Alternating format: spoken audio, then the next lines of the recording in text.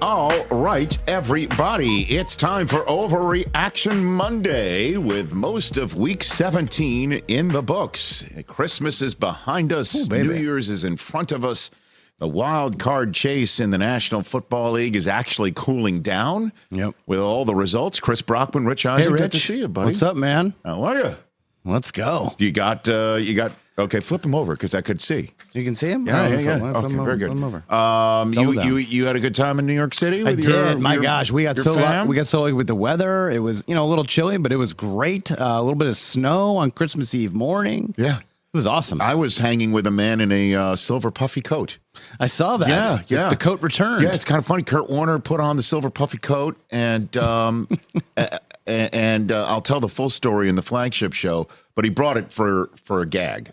Oh, He brought it for a gag. I mean, and I was in at the game on Sunday. It was a little chilly. But then on the fourth quarter, yeah, when the fog began to roll in, he put it on. Yeah, and I busted his balls for it. you needed it. The Warner Bowl. That's what it was. And that was a fun one at the very end. So, lots to overreact to. Let's do it. This one is brought to you, as always, Overreaction Monday, brought to you by Game Time, the fast and easy way to buy tickets for all the sports, music, comedy, and theater events near you. Download the Game Time app, create an account, use our code of Overreaction, and you get $20 off your first purchase. All right, DJ Mikey Diaz and D's Nuts, hit it.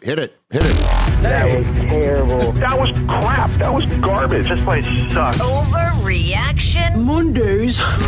All right, everybody, what do you got over there, All Chris right, Brockman? Rich. Let's get into it. Let's do it. Week 17. I love starting with the Sunday night game. Man, what a thriller. Jaden That Daniels. was. Jaden Daniels won me 2 fantasy championships. I love that. Yeah, he did. He won you the Rich Eisen Show. Did I win that? You did indeed. Oh, man. I have a feeling we're going to be discussing that. Oh, interesting. Good. Yeah, and You sure would be if I was going to win. and the one that we share with Yes, with the fantasy footballers who came in and said to us, you could win the league with Jaden Daniels as your quarterback. And we're like, okay, we will draft him and we will do such. That. Yes. Saquon Barkley Yes. helped too. Yeah. Rich, I think the Commanders are going to be the East Coast team that goes furthest in the playoffs. So you say they go further than the Eagles. That's your way of saying that. Eagles, Ravens. Bills, too? You're going to include the Bills? I'm not going to include the Bills. I will include the Steelers since TJ says, Pittsburgh is an East Why Coast don't you city. include the Bills?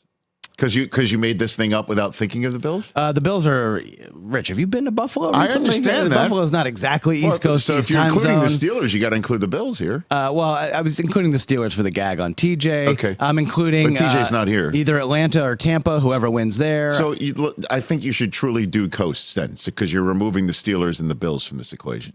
I think they're going far. I think this is an overreaction anyway. I think the Really? Eagles, yes, I think the Eagles are going to be a real tough out, bro. Who is their quarterback? Well, how about this, though?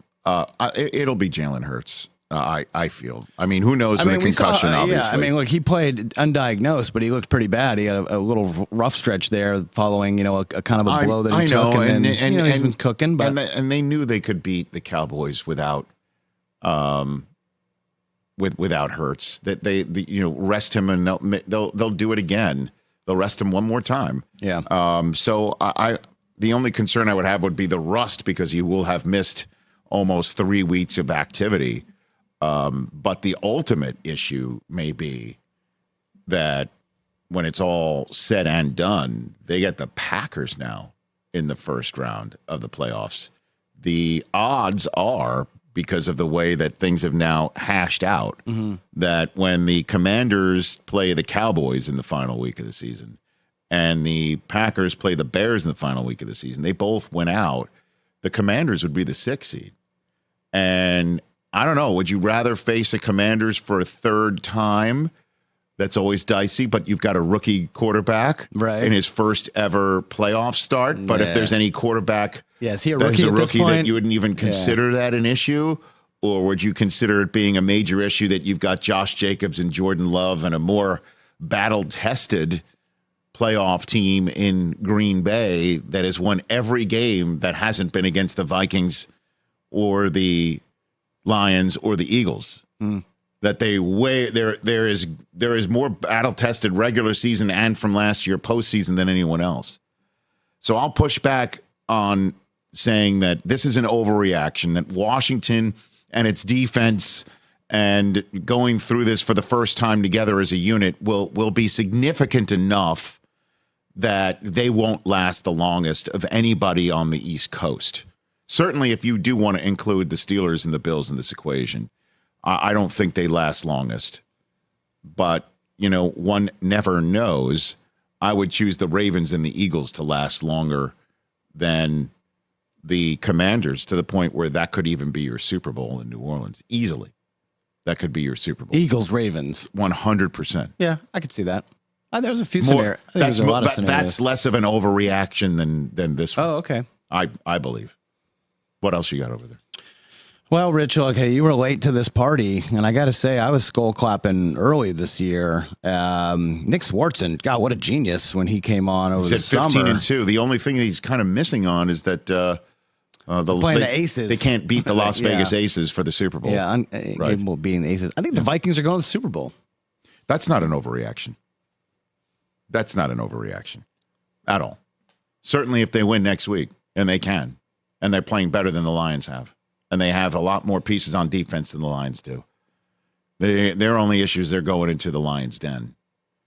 And it doesn't matter what happens tonight, even if the Lions do stub their toe against San Francisco. The only thing that would affect would be the line and the odds going into that game, right. I think. But that would shock you if San Francisco won tonight, right? Well, obviously it would be surprising, but not shocking. I mean, they are a prideful bunch. And that's the thing I loved about watching a lot of these Week 17 games, man. Even ones like the 3-12 Jaguars against the 3-12 Titans. That game was really entertaining. It was really fun. Because it was grown-ass men playing for pride, man.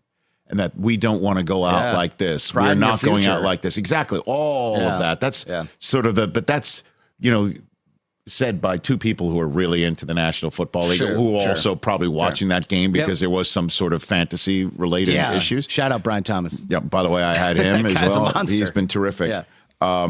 But I bring all of that up to say that the Niners have a bunch of those guys too. Mm-hmm. And the Lions coming in for them to basically say, hey, everybody, we had a terrible year, but tonight's the night where we're just going to put it all together and show everybody that we still had we had this break or that Achilles wasn't, strained and that knee wasn't hurt and blown out. We could have been that team. Yeah. That's all to say that regardless of the result Monday night, the final game of the regular season is for the 1 seed and the NFC North. I love that. And the right to be off and not on the road.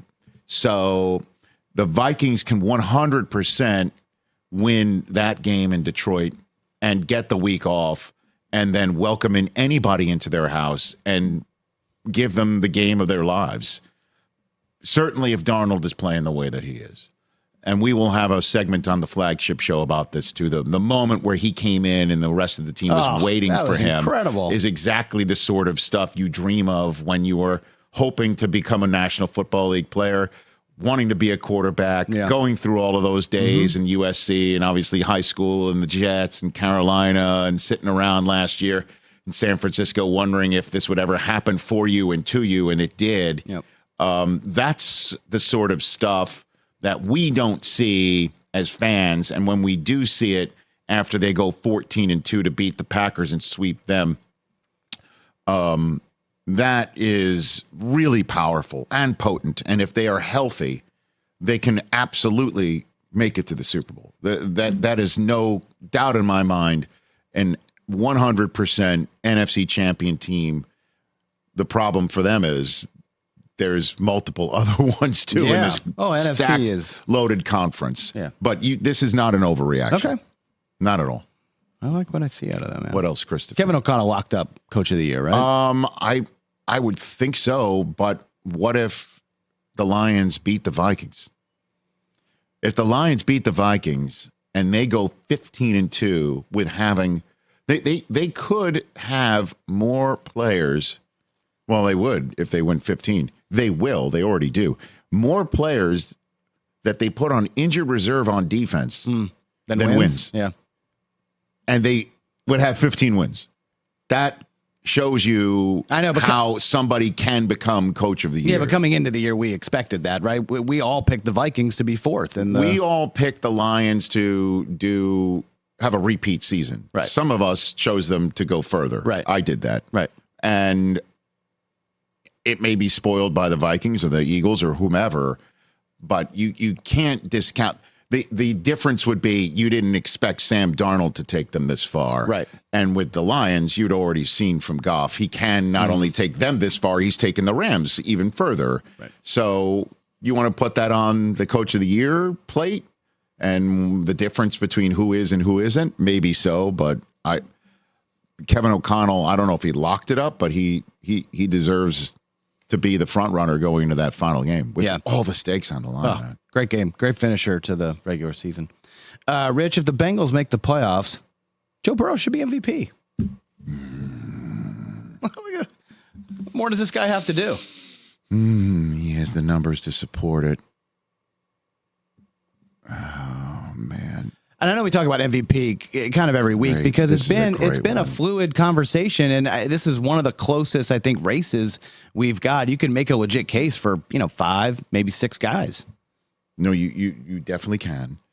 I will not call this an overreaction. I would be surprised by it because it would be shocking, but still, because there were some games where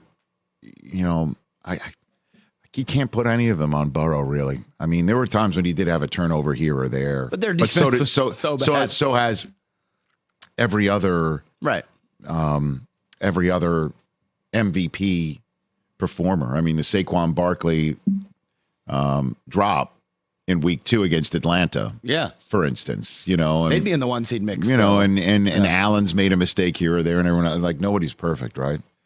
This is my way of just trying to tap dance here. I know, but you would. It's a fun discussion. Now, if this was something where I'd have to say he should be or he should not be, that's a more difficult discussion than is this an overreaction? And it's not. Right. It's not. The fact that the defense played the way that it did for much of the year, and the fact that they're still in it, is testament to Joe Burrow's greatness. I mean, you could think about it. They should have 4 more wins at least, based on the way Burrow and Chase Brown and T. Higgins. I will say this. You and I both know this, and the American people know it, and any single human being watching us on our YouTube channel knows it, and every single person listening to us wherever they listen to their podcast knows this as well.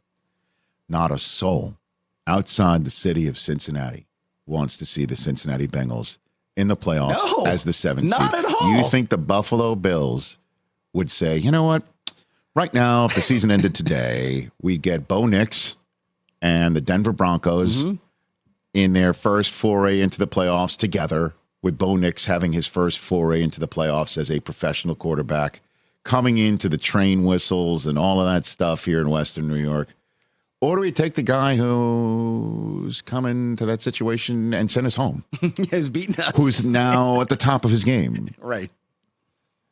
How about even the Kansas City Chiefs? We were even discussing during a commercial break of Game Day Morning yesterday, and we didn't bring this to the people because you can't say this sort of stuff on the air. Oh, I know what you're going to say. Would the Kansas City Chiefs purposefully pull every single starter possible to let the Denver Broncos have the best chance to win it? No one tanks. No one lays down in the NFL. But if you remove enough, enough ammo from the depot, you're going to have less of a chance to win the battle.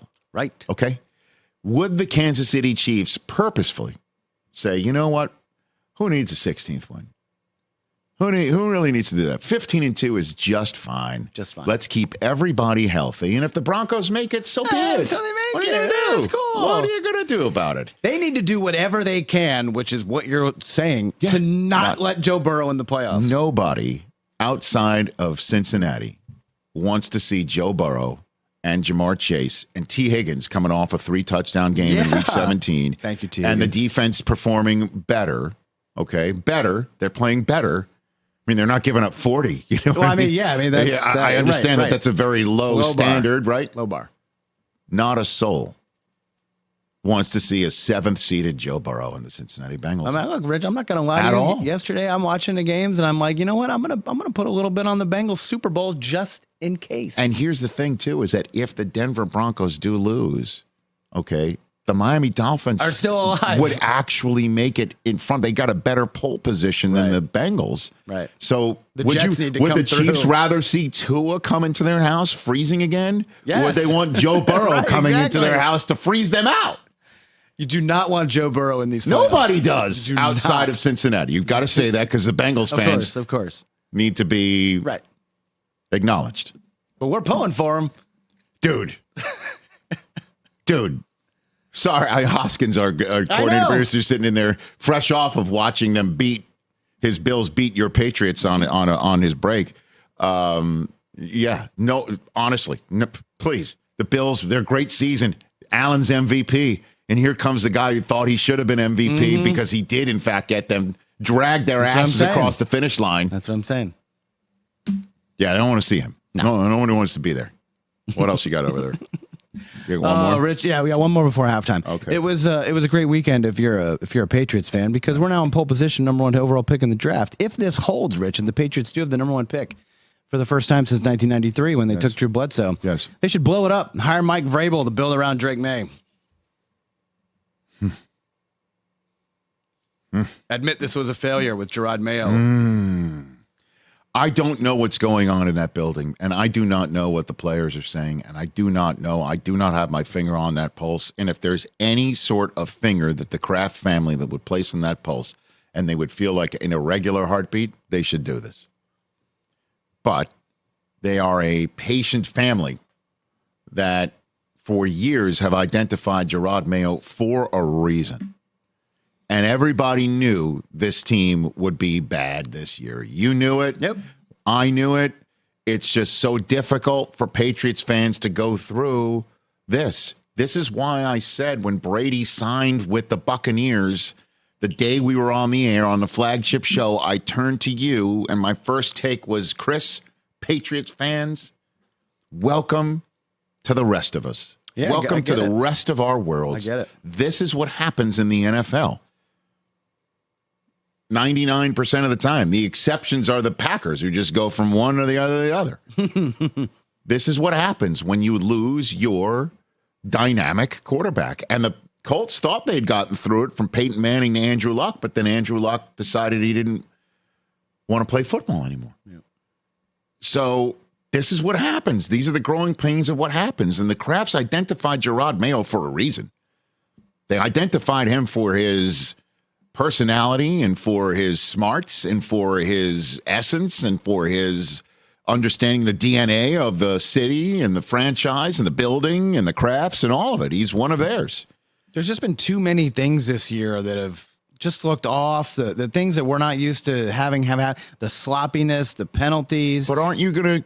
That's going to happen when you leave. When Belichick leaves your world. I don't think so. This is a guy who learned under Bill, got lured back into football by Bill, and he studied at Bill, and so all of that should have carried over. You know, he was on the defensive staff, and the defense is horrid. You know, a 14-0 lead to Buffalo. I knew we were going to lose that game over the weekend, didn't you? The defense. You're talking to somebody who watched the Jets just get damn near shut out in the same building against the same team in the same circumstances. Oh, I get it. And I look, wins and losses. I can handle the losses. It's you want to be competitive. You don't want to look sloppy. Let me ask you you don't this want to question. make dumb mistakes. Let me just ask you this question. We can dig into it a little bit deeper on the flagship show as well. It's all about getting Drake Maye developed, correct? Correct. All right, and I don't see a stunted growth guy. I don't see Mac Jones here. No. I see whatever plan they have in place that the kid has done very well under. Oh, I see Josh Allen, Justin Herbert, Jaden Daniels. Right. So you think the plan that they currently have in place, where he's the HC and Alex Van Pelt is not? I don't know some of the because that's the question. This is the question you have to answer. Play calling has just not been great. This is the question you have to answer, and this is when the Crafts place their finger on the pulse of the New England Patriots and their locker room. Do they feel like that is a healthy heartbeat for the kid? And if the answer is yes, then you stay the course. I mean, is Vrabel all that special that you need to blow it all the way up for him?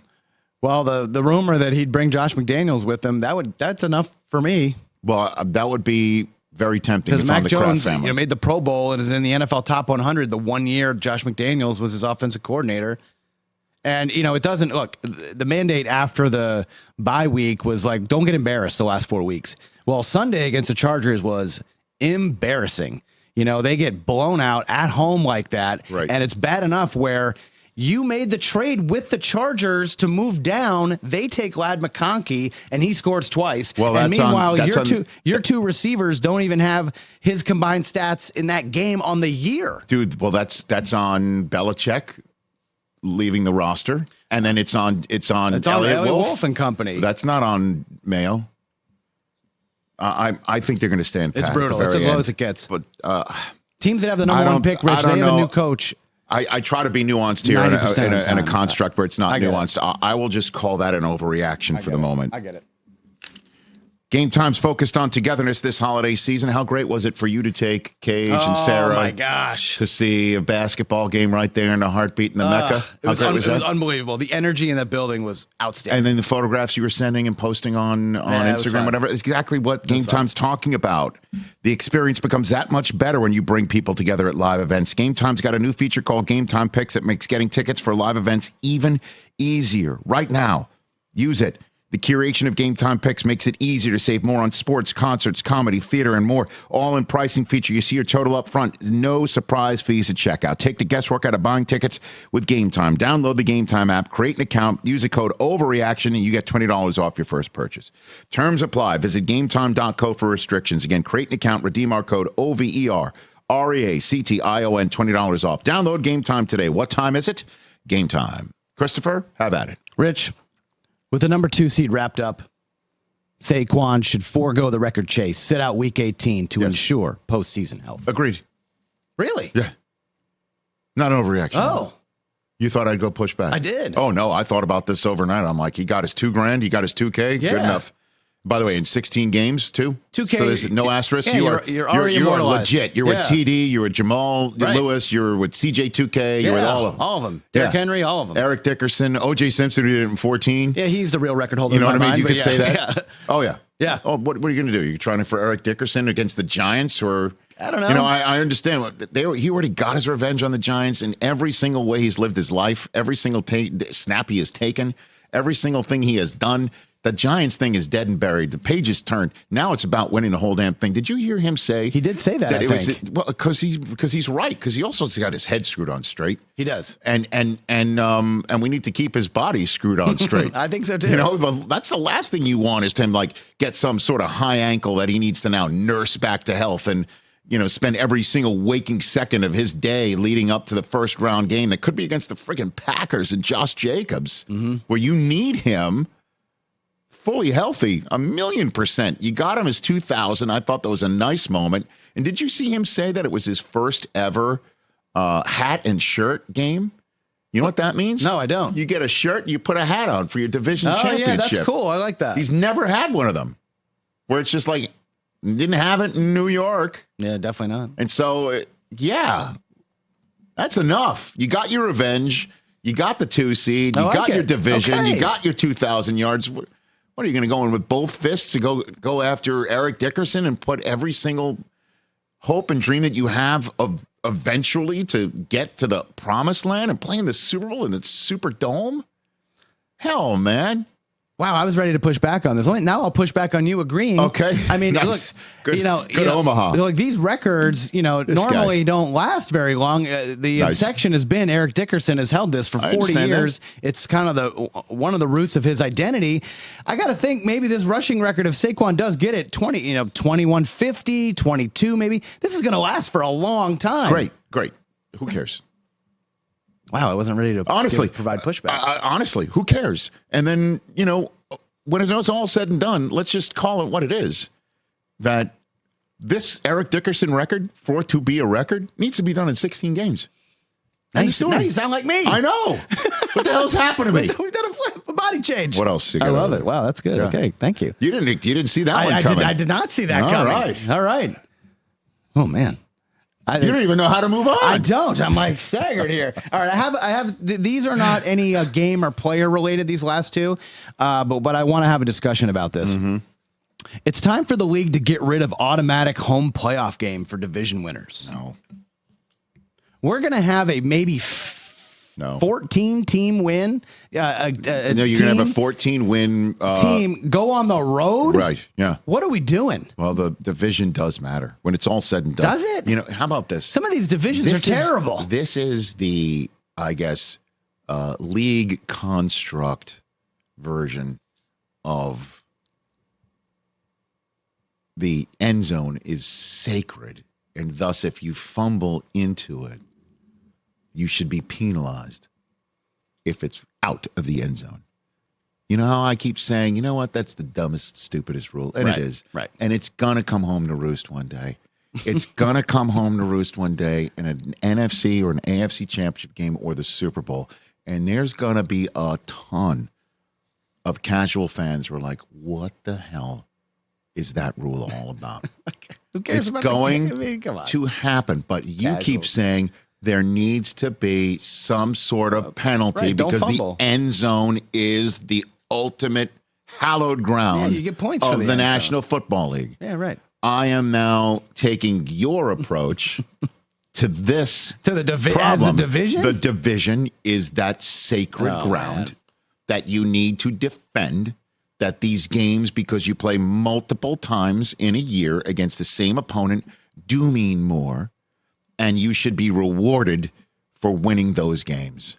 They are territorial. This is what the league, Christopher, the league is about territory, is it not? It's Yeah, about gaining that's it and true. not losing it. Yeah, that's It's about you need Game of this, inches. dude. You need these 10 yards of territory, right. and then once you get that, you must vanquish the next 10 yards of territory until you get the territory that's the Valhalla of the end zone. Good use of vanquish. The division is this territory, and when you win it and you plant your flag in it, that's it. You deserve the spoils. Do the Texans really deserve a home game? Like, come on. Their division has like 12 combined wins. You are front-loading a discussion that will be had in exactly 1 week. right. Like if we were predicting an overreaction, getting ready for it. it's whoever loses that game in Detroit will be like, Now it's to go to Tampa or now I got to Atlanta? go on the road. Like, what are we doing? I got to go on the road. Really? I now got to go to where they firing the cannons. They're going to be, and then and think about this. They're going to be either Detroit or Minnesota. They're going to be maybe a touchdown favorite as a road team in Tampa or Atlanta. You don't think the Bucs could knock off the Lions? Why? You don't. They almost did last year. You don't think the Bucs can knock off the Vikings? They sure can. I you mean, know it. Certainly with Bucky Irving running the way he is. I do love Bucky Irving. And Playoffs are going to be sick. Baker's been That's awesome. an overreaction. All right. Next up. Well, you're going to think this is one too. Oh, great. There needs to be no more games on short rest after week 15. These games are too important to have slop fests like we saw on Christmas Day. I kind of dig it. Dig which this? What you're saying. Thank you.